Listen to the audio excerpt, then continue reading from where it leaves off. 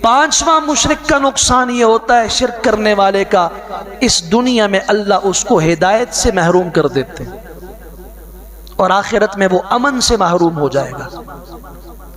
اور یہی آیت ہمیں ایک بات سمجھاتی بھی ہے، الذین آمنوا، جو لوگ ایمان لائے، ولم یلبسوا ایمانہم بظلم، اور انہوں نے اپنے ایمان کو شرک کی آلودگی سے محفوظ رکھا۔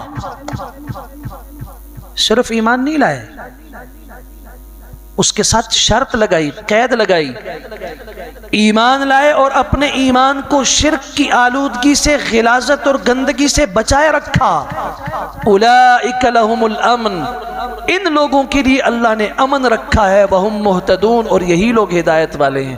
نماز میں دعا مانگ رہا ہے، اہدنا الصراط المستقیم، اللہ ہمیں سیدھے راستے کی ہدایت عطا فرما۔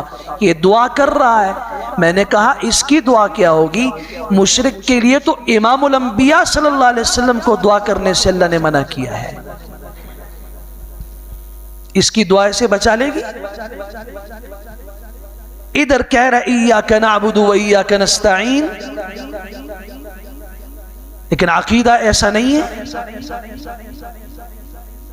وہ جو مظاہر شرک ہیں، جو شرک کے اسباب ہیں جو آج پائے جا رہے ہیں، وہ تو اللہ نے زندگی دی تو انشاءاللہ آئندہ اس پہ بات ہوگی۔ آج صرف ان نقصانات کا ذکر کر رہا ہوں کہ شرک کرنے والا اپنی دنیا اور آخرت کو کیسے تباہ کرتا ہے۔